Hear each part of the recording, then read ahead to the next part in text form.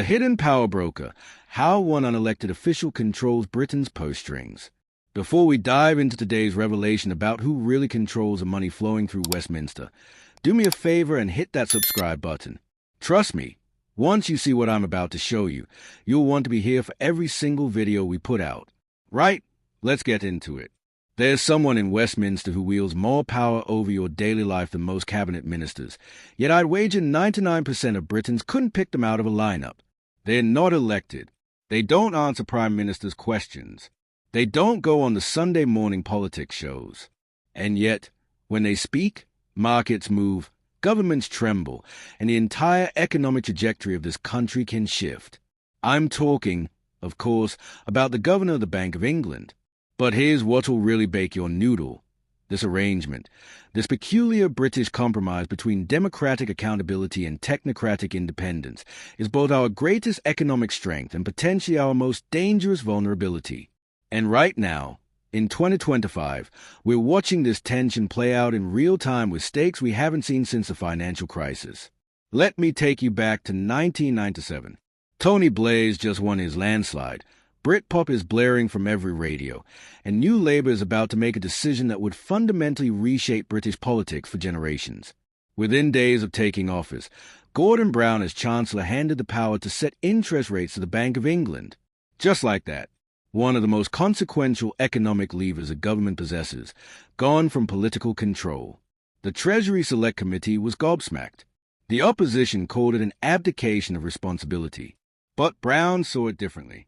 He'd watched previous governments, both Conservative and Labour, manipulate interest rates for political gain, goosing the economy before elections only to slam on the brakes afterwards. The boom and bust cycle, he called it, and he was determined to end it. Now, you might be thinking this sounds rather sensible, even boring. Keep the politicians' grubby hands off the interest rates. Let the experts handle it. And for a good 15 years or so, it worked beautifully. Inflation stayed low and stable. The bank hit its 2% target with almost metronomic precision. The Great Moderation. They called it this period of unprecedented economic stability. The Bank of England's independence became the gold standard, copied by emerging economies around the world. British economic credibility was unassailable. We'd cracked the code, found the perfect balance. Or so we thought. Fast forward to 2022, and suddenly the elegant machinery starts making some rather alarming noises. Inflation hits 11%, the highest in 40 years. Your grocery bills are up 30%. Energy costs have doubled, trebled in some cases. The cost of living crisis, they're calling it, though that rather understates the quiet desperation millions of families are feeling. And here's where it gets properly interesting. The Bank of England, that paragon of independent expertise, completely missed it. They called it transitory, a temporary blip, nothing to worry about. They were, to put it in the most diplomatic terms possible, catastrophically wrong. And suddenly, questions that had been buried for 2 decades started bubbling back to the surface. If the experts get it this wrong, why are we trusting them with so much power? If the bank can't see a massive inflation crisis coming, what exactly are we paying them for? And most importantly, if their decisions are causing real pain to real people, shouldn't there be someone we can vote out? Here's the constitutional paradox that sits at the heart of modern British governance, and it's one we desperately need to grapple with. Democracy gives us the right to chuck out politicians who make our lives worse. That's the whole point. Really, you balls it up. We show you the door. But we deliberately carve out enormous chunks of policy and handed them to unelected technocrats precisely because we don't trust politicians to make rational long-term decisions. We've created islands of power that float free from democratic accountability because we believe some decisions are too important to be left to people who need to win elections. The Bank of England is just the most obvious example. The Supreme Court, the civil service, regulatory agencies, they all operate on this same principle. Expertise over democracy, technocracy over populism. And for a long time, this bargain held because the technocrats delivered. But what happens when they don't? The current governor, Andrew Bailey, appointed in 2020, has had quite possibly the most challenging tenure of any bank governor in history. He inherited an economy about to be slammed by a global pandemic. Then came the inflation surge. Then Liz Truss's disastrous mini-budget. which sent gilts into free fall and forced the bank into an emergency intervention that cost billions. Then the stubborn persistence of inflation even as the bank raised rates to levels not seen since 2008. Bailey's been hauled before parliamentary committees more times than has probably had hot dinners. MPs from all parties have questioned his competence, his decision-making, his communication.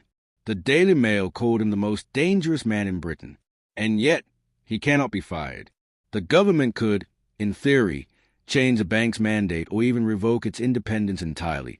But short of gross misconduct, Bailey's position is secure regardless of how many people suffer from his decisions.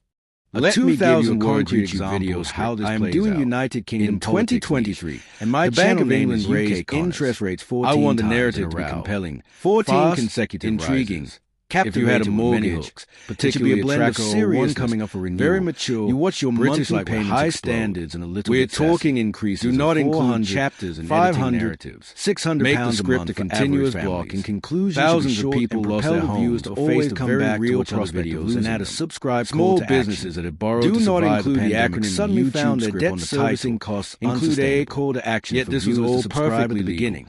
The hidden power broker.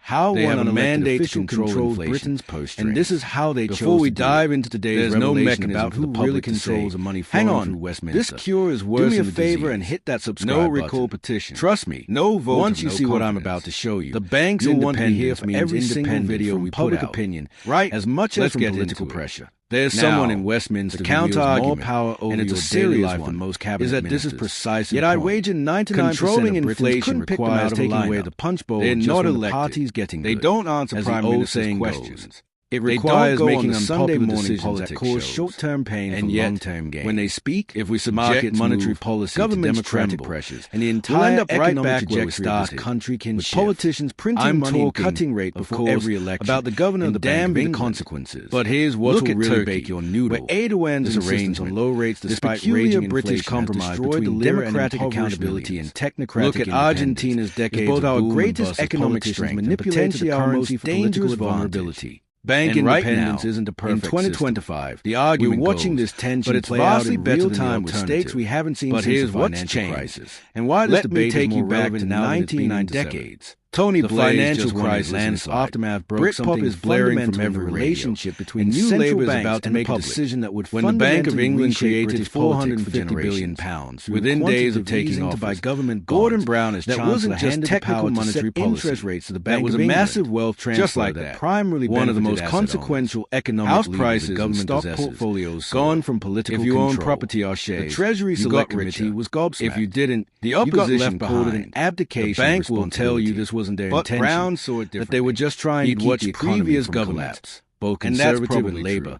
manipulate interest rates for political gain. The effect goosing the economy before elections while only to slam on the brakes all politically neutral the boom and bust cycle. He then came the pandemic, and he was determined and the bank created another now, 450 you might be thinking this sounds rather sensible, more quantitative, even boring. More keep the politicians' grubby hands off and the here's the kicker. When inflation finally arrived and the bank started selling those bonds back, selling them at a loss, mind you. Inflation covered that loss and stable. The Treasury bank hit its 2% target with almost metronomic precision. The Bank of England has committed the government to covering losses in a period of unprecedented economic 30 and 80 billion pounds. The Bank of England's independence became the gold standard. That's real money. Copied by emerging hospitals around the world and roads. British economic all happened without a single vote in Parliament. We cracked the code on whether this was a good idea. Found the perfect balance. So we arrived at the fundamental question. Fast forward to the Bank of England's independence, and suddenly the elegant machinery starts making some rather alarming noises. I'm not arguing for a return to the bad old days of politicians manipulating rates for electoral advantage. But the current arrangement, where enormous decisions double, massive distributional consequences are made by unelected officials with virtually no meaningful accountability, though that rather understates the quiet desperation millions of families are feeling. We need a serious conversation about what democratic accountability means. The Bank of England, complex technocratic of independent expertise, should the bank's mandate be broadened to include employment and inequality, not temporary inflation. Nothing Should to Parliament worry have about. more power to They were, scrutinize and, to put it in the most even diplomatic override terms bank possible, decisions in extremis, catastrophically wrong. Should governors face And confirmation suddenly, hearings or questions that periodic have been votes of buried for confidence? 2 decades These started aren't bubbling radical back to the ideas. surface. Many other If the democracies experts have get it stronger wrong, democratic why are checks we on their trusting central them with so banks much while power? still maintaining If the bank operational can't see a massive independence? inflation crisis The British coming, disease has what always exactly been our are we paying them reluctance to for? examine our own And most constitutional importantly, arrangements. if their We decisions are muddle causing through. real pain We to rely real on people, conventions and shouldn't there be someone we understandings can rather vote than out? clear rules. Here's the constitutional until it paradox doesn't. that sits at the The heart Bank of of modern England's British independence governance, is now in its and it's third one we decade, desperately and need the cracks to grapple are showing. with. Democracy overdue gives for us the a right hard to look chuck at whether out this politicians arrangement who still make our serves us lives, or whether worse. it's become another That's sacred the whole cow point. we're afraid to Really, question. you Because balls it here's the up. uncomfortable We show truth. you the door. If people But feel we that deliberately enormous powers carved out being enormous exercised chunks over of their policy lives by and people handed they them to cannot hold unelected accountable, technocrats they lose precisely faith in the because we entire don't system. trust politicians And to make when that rational happens, long-term they decisions. start reaching We've for created simplistic islands solutions, of power that populous float free promises, from democratic anyone who says they'll accountability, tear it all because we down and believe start some again. decisions are too We've seen important this to be movie left for before. people who need It to doesn't win end elections. well. The Bank of perhaps England it's is time just we the had an most adult obvious conversation example. about reforming The the bank's Supreme Court, independence before the the next civil crisis service, forces us into regulatory making rash agencies, decisions in they the heat all of the operate moment. on this same Because make principle. no mistake, Expertise there will over be a next democracy. crisis. Technocracy There always over is. populism. And when And it for a comes, long time, the questions this about who bargain really held because controls the Britain's technocrats economic delivered. destiny But won't go what away happens just when because they they are don't? uncomfortable. The current governor, Right. That's Andrew your lot Bailey, for today. appointed This in is the kind of 2020, analysis you has won't get quite anywhere possibly else. the most challenging The stuff that tenure of matters, any but that bank everyone governor in else is too history. polite or He too inherited captured an to say economy out about loud. to be slammed If you by want more of global this, pandemic. and I know you Then do, came the inflation subscribe surge. now. Then We've got Liz plenty Truss's more where this disastrous came mini from. budget. And trust which me, sent guilt it into only free gets more fall and interesting forced the from bank there. into an See emergency you in the next intervention one. that cost billions. Then the stubborn persistence of inflation even as the bank raised rates to levels not seen since 2008. Bailey's been hauled before parliamentary committees more times and has probably had hot dinners. MPs from all parties have questioned his competence, his decision-making, his communication. The Daily Mail called him the most dangerous man in Britain. And yet, he cannot be fired.